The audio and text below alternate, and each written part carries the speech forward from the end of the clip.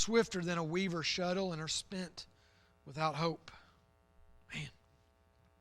Oh, remember that my life is wind. Mine eyes shall no more see good.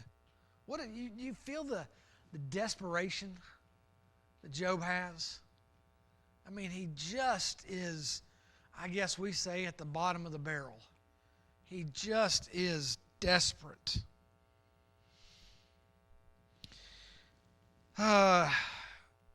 The eye of him that hath seen me shall see me no more.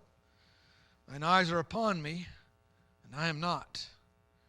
As the cloud is consumed and vanisheth away, so he that goeth down to the grave shall come up no more. He shall return no more to his house, neither shall his place know him any more. Therefore I will not refrain my mouth. I will speak in the anguish of my spirit. I will complain in the bitterness of my soul. Now, I've never had anybody say those exact words to me, but I think they've said much the similar thing to me with very little reason to say that. And it's very interesting. You can oftentimes tell the spirituality of a person in their darkest hour. And I know that sounds very judgmental, but I've seen Christians go through the worst things you can imagine and respond in a similar way that Job responds, and hear them speak, and you know that their eyes are fixed on the Lord. And then you have other Christians that go through a similar thing, and they come with bitterness. Job's not, I don't think he's speaking bitterness towards God. I don't believe that's what it is. He's just, I mean, think about it. He's just desperate. He's just struggling. Verse 12. And this is really where the conversation turns from Eliphaz and the companions to God. Am I a sea or a well that thou settest a watch over me? When I say, my bed shall comfort me, my couch shall ease my complaint, then thou scarest me with dreams, terrifiest me through visions, so that my soul chooseth strangling and death rather than my life. I loathe it. I would not live alway. Let me alone, for my days are vanity. What is man, that thou shouldest magnify him, and that thou shouldest set thine heart upon him? And thou shouldest visit him every morning, and try him every moment. How long wilt thou not depart from me, nor let me alone till I swallow down my spittle? I have sinned. What shall I do unto thee, O thou preserver of men? Why hast thou set me as a mark against thee, so that I am a burden to myself? Why dost thou not pardon my transgression and take away my iniquity? For now shall I sleep in the dust. And thou shalt seek me in the morning, but I shall not be. It's not a very uplifting passage, is it? It's not a very feel good and walk away and go, woo, I'm blessed from that. No, it's not like that at all. It's the continuation of the desperation, the cries of desperation of Job. But we look at Job's take on a few things here tonight. Number one, Job's take on life. His take on life just a few months earlier, I don't know how long, maybe a year, maybe two, but a few months earlier would have been much different than this right here. I don't want to be critical of the Word of God. That's not what I'm trying to do. But it would have been interesting, and one day when we get to heaven, it will be interesting to find out the life of Job before this. Now, we know what the Lord says. The Lord said he's a perfect and upright man, one that escheweth evil or hateth evil, and one that loveth God and feareth God. We know that about him, but wouldn't it be cool to read some things about Job to see in what ways his life manifested what God says about him? We can't do that. We'll hear about that when we get to heaven, I'm sure. But here he is in the depths of depression, maybe, having a hard time, and his perspective, his view on life is different. Now, we need to understand something, and I think we understand this. Whatever our view on life is, and we'll look at his view on life and a few other things tonight, our view sometimes changes. Our view on people, individuals, change. Sometimes as we get to know them, we find out that they're a better person or a worse person than we thought they were. Our view on humanity changes as we get older. Unfortunately, we kind of see humanity for what it is rather than as kids just assuming everybody, is out for good. And our view on other things changes. And although our views change, and for good or bad, either one, whatever, one thing remains the same. God. He is immutable. Now, we're going to look again tonight at a little bit of Job's take on God in a little while. And although our take on God may sometimes kind of be equal to Job's, whether we're going through a difficult time or we've had our lust of the flesh, lust of the pride, lust of the eye, and pride of life gets in the way of our perception of who God is, and that changes. One thing remains the same: God never changes. God is constant. Job's take on life. First of all, he says life is hard. Verses 1 and 2. Is there not an appointed time to man upon earth? Are not his days also like the days of a hireling? Understand, in that day, in the day that this was written, the life of a hireling was hard. You didn't a hireling was not somebody that washed dishes. That was not a hireling. That was something that was taken care of in the house. Unless you were a king or Herod or somebody like that, the people of the house took care of that. But a hireling was a field hand. They worked in the heat. They worked out in the elements. And they didn't have the things that we have nowadays to make that outside work a little easier. When I first moved to Florida, almost 21 years ago now, when I first moved to Florida, I was doing garage doors, and then I went to work for a lady down in Florida who's got a landscape company. And so, yeah, you're laughing already, because landscape work in Florida is easy. You talking about, you're digging sand. You're just it's just, and so we had this trencher, and it just threw sand. It was easy. Well, we were coming up that summer. We were going to come up, and she wanted to plant some flowers and stuff out at Camp Maranatha. And so we're getting everything on the truck, and I said, "Hey, did you get the hand auger?" She goes, "Adam, all we're planting is like 3 and 5 gallon, 1 and 3 gallon plants. That's all we're planting." I said, "We need the hand auger." So hand auger is a thing. You hold it right here. It's got a motor on it, and it turns the ground and augers into the ground. And in Florida, you just go, and it's done. It's nothing. She's like, "All right, whatever. If you think we got to get it." It was just like, what are you talking about? So we got up here, and in the heat of the day, we're out there, me and the other guy, and we get that hand auger, getting ready to dig some holes. Chad put that thing to the ground, and it just went right on top of the ground. It went about that far. It's just spinning. And so they went and got a water hose and soaked the ground, did it, and it went about that far. And so I looked at her and I said, "See, we needed the hand auger." She said, "I've never seen anything like this." She said, "I've dug concrete that was easier than this before." But in this day, there was no hand auger. And if they were going to bust up the ground, it was not even as easy as 100 years ago. It was rough. It was work. And so a hireling, he says, "My days are like the days of a hireling. They're awful. They're hard." And then in verse 2, he's saying, in verse 2, "As a servant earnestly desireth the shadow."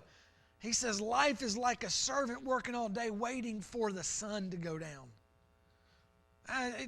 the word shadow could be the shadow of a tree, obviously, but it really lends itself more towards whenever the coolness of the night comes. Not just getting in the shade, but when it's over. He said, my days are like a servant just out there in the brutal heat, getting beat up and struggling. He says that's what life is.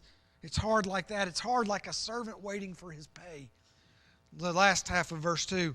And as a hireling looketh for the reward of his work.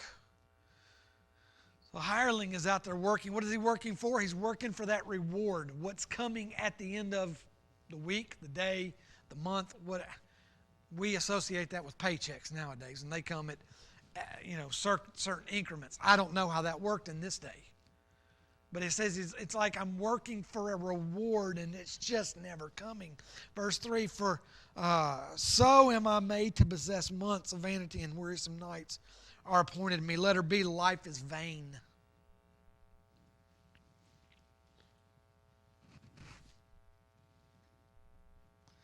Let me back up before we get into that. I want to mention another verse that's down through here.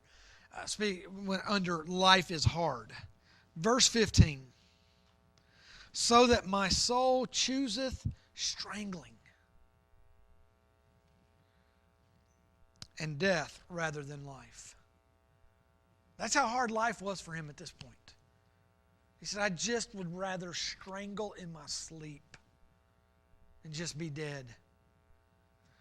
Whew. Letter B, life is vain. Life is vain. Verse 3, so am I made to possess months of vanity. What he's saying there, not that I possess months of vanity. What he's saying is my life is just vanity now. Down in verse 16, he says, I loathe it. I would not live always. Let me alone, for my days are vanity. What does the word vanity mean? Empty. Useless. Empty. Remember Solomon said, vanity, vanity. All is vanity. Everything's empty. It's useless. And Job, the man who just months before was rich, successful, thriving, now says, my life is vain. It's just vanity. It's useless. It's empty. Number 3, or letter C, he says, life is restless. Verse 3 and 4. And wearisome nights are appointed to me. When I lie down, I say, when shall I rise and the night be gone? And I am full of tossings to and fro until the dawning of day. He says, life is just, there's no rest. There's no rest for me. It's restless. Letter D, life is destructive. Verse 5, is a description of how he perceives things. It's not, now we know that he was covered in boils. We understand that. But understand this, that some of this is just picture. But he says in verse 5, my flesh is clothed with worms and clods of dust. Now, there may have been. I'm sure he was dusty. There's no doubt that. Maybe he did have worms on him. My skin is broken and become loathsome. He says, life is destructive. Look what it's done to me. It's a pitiful scene. It really is. And we have people in our lives that really, this is their perspective on life. Many of them unsaved. Particularly in this time we're living in, where people are dying from a sickness that we weren't even aware of a year ago. And if the numbers are accurate, I'm not going to get into that, but if numbers are accurate, 500,000 people in America have died now from COVID. And that didn't stop all the people from cancer dying either. It didn't stop all the people who died in car wrecks. And life's hard. And now you add all the death and the sickness and disease and all that, and you lock people in their houses. And there's just you imprison people. And people become destructive to themselves. We talked about this a few weeks ago, the numbers of attempted suicides and the domestic violence and those things the numbers are up. It's a terrible time for a lot of people. And they feel this way. They would look at the life of Job in this chapter and go, yeah, that's how I feel about life. We need to be that positive influence. We need to be the picture, as we talked about Sunday, salt and light, the picture of Christ, the reflection of Christ, to be hope for them. Letter E, life is fleeting.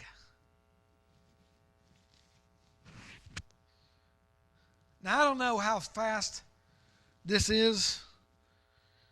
My days are swifter than a weaver's shuttle. I don't know how fast that is, but it must be pretty quick. If Job alludes to it, it must be pretty quick. Anybody know how fast All right. If you two don't know, then I'm not going to worry about it. He says, my life is faster than a weaver's shuttle. Oh, remember that my life is wind. It's just gone. Mine eyes shall see no more good. He says life is fleeting. And man, what a sad perspective on life. That's his take on life. Number 2, his take on God. His take on God. He says in verse 12, am I a sea or a whale that thou settest a watch over me? That doesn't really translate well for us in the King James. The literal translation is, am I a sea monster or a dragon? That's pretty much the literal translation. I'm not sure how it got translated in the KJV this way, but in Young's literal, and as I read in commentaries, the word whale does not mean whale, it means dragon, sea monster. And he says, am I this monster that you have to put me down? And this is how, letter A, how God views Job. Now this is his take. This is his take on how God views him. He says, you must think that I'm terrible for this.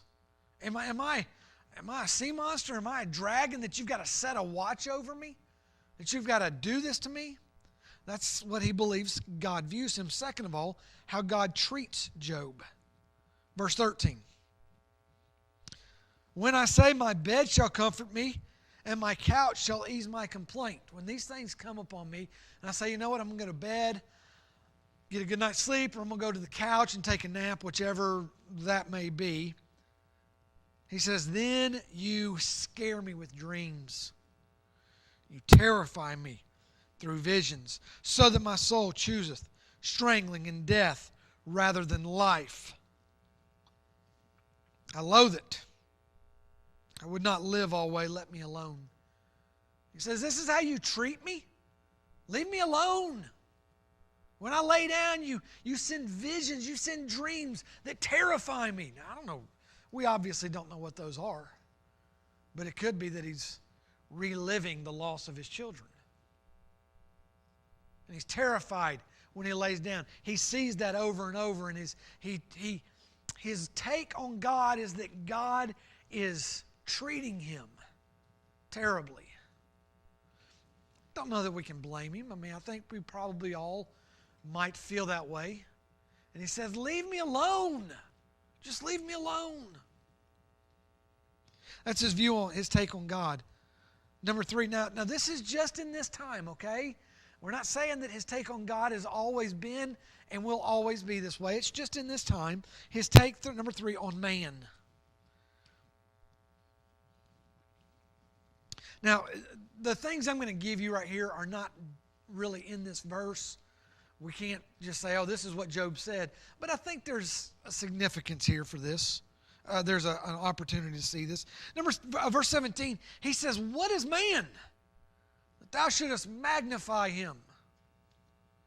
We see, first of all, man's insignificance.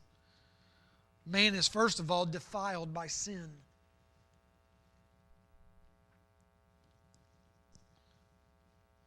And we are defiled by sin. We're not born defiled by personal sin.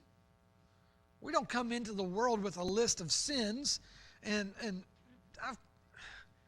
I've heard people equate a baby crying because they have a sinful nature, and I'm not on board with that. A baby cries because they don't know any better. I mean, good grief. They cry because they're hungry, they're wet, they're tired, they're brand new. They don't have any idea what's going on. I don't think that what they do when they cry is a sinful act. Now, it's a result of sin because we have sin in the world. But we are defiled by the sin nature. I mean, we're born sinful. And then we do defile ourselves with sin, but that's man's insignificance, and we're just defiled by sin. Second of all, we're defined by misery. Now, you may not define yourself by misery. Okay, maybe you do. We all know people that define themselves by how bad life is. You know, oh, my life's so bad and I love it. Because when life is bad, everybody wants to know what's going on. Everybody is interested in my life whenever it's so bad. We know people like that. At least I think most of us do.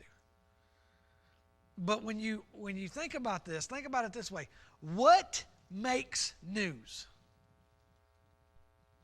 Bad news. Tiger Woods had a wreck yesterday. It wasn't anything involved. He wasn't drunk. He may have been texting. I don't know. Hit a curb. It was in a hilly area. He broke one leg and shattered his ankle in the other. Probably will never play professional golf again.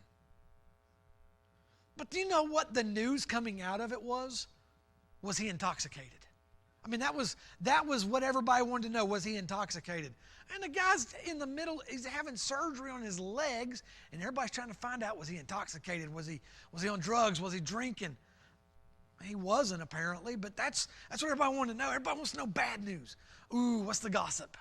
What'd they do now? And oftentimes we are defined by misery. Number 3, we're destined for destruction. And without Christ, this is life in 3 points. Maybe I can say it that way. Without Christ. Defiled by sin, defined by misery, and destined for destruction. I think that's kind of the way Job sees himself, maybe. The past before his children died and before everything was taken from him is kind of a distant memory at this point, not something he readily remembers. I think he sees himself this way. In verse 17, what is man? Thou should magnify him, thou should set thine heart upon him.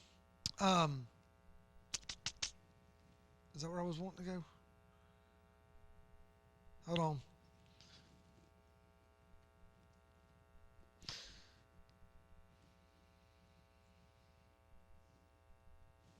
I can't find the verse right now. We'll move on. Letter B, man's greatness.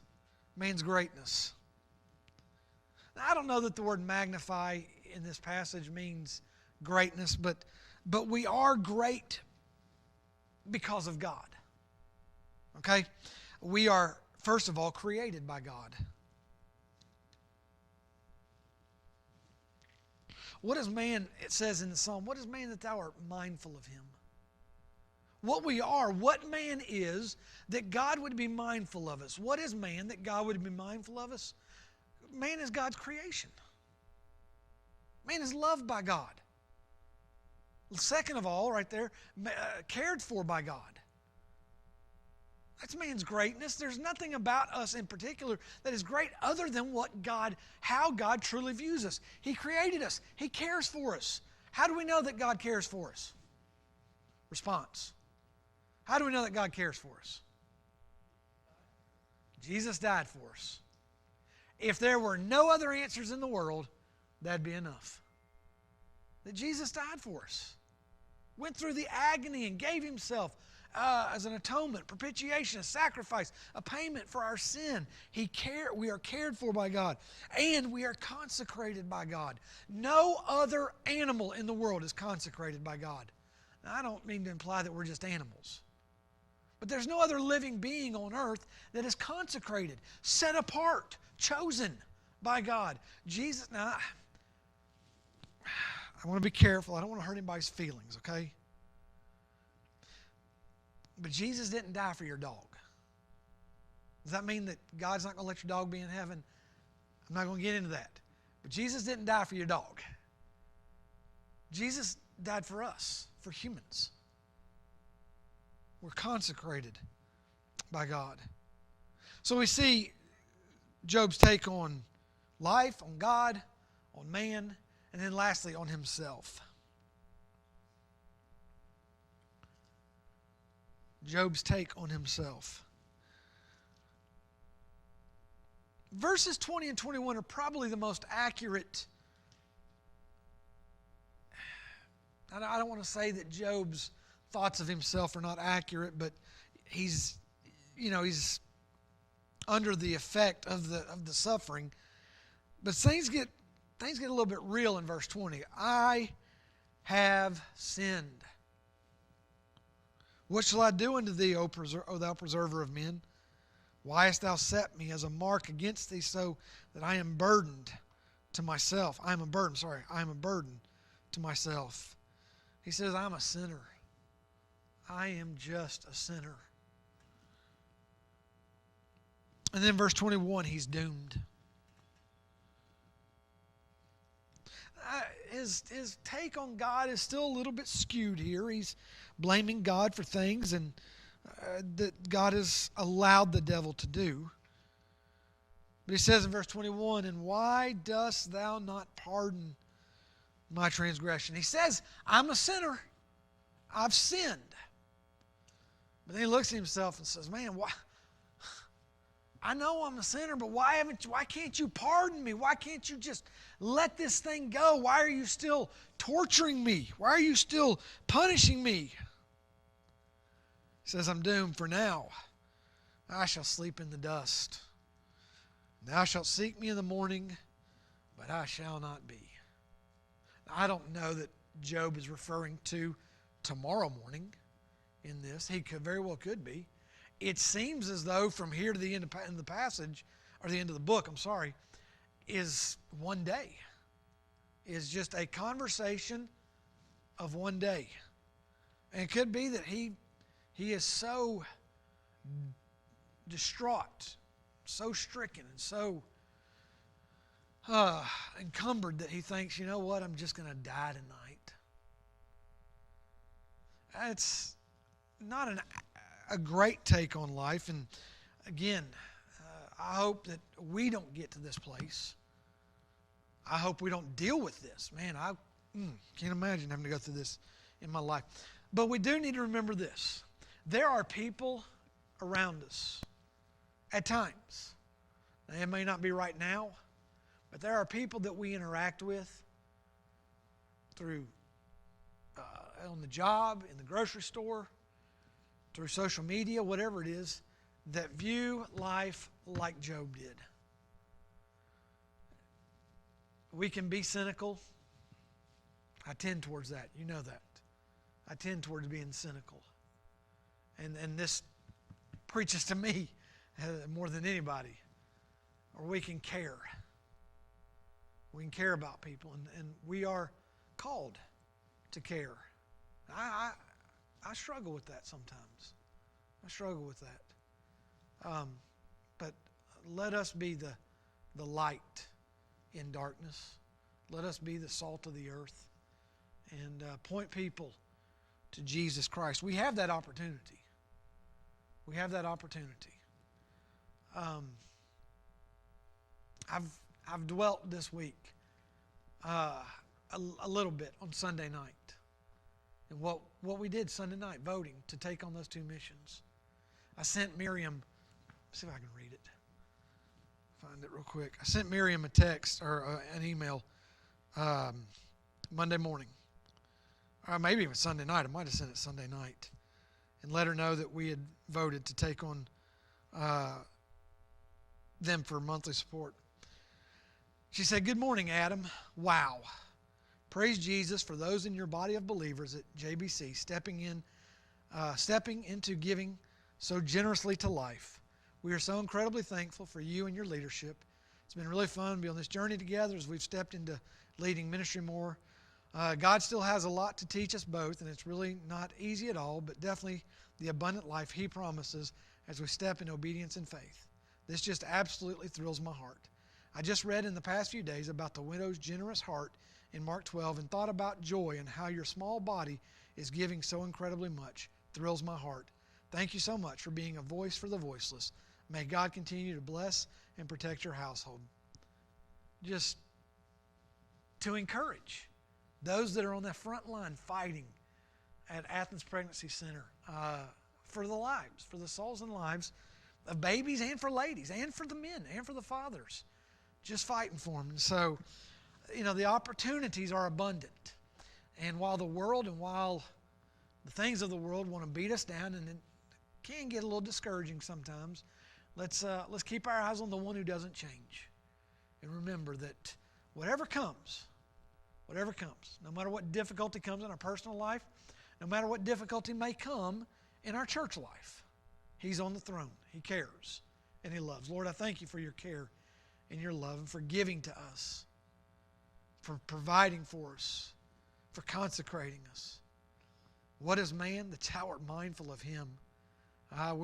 We're insignificant apart from your love for us and the way you truly view us.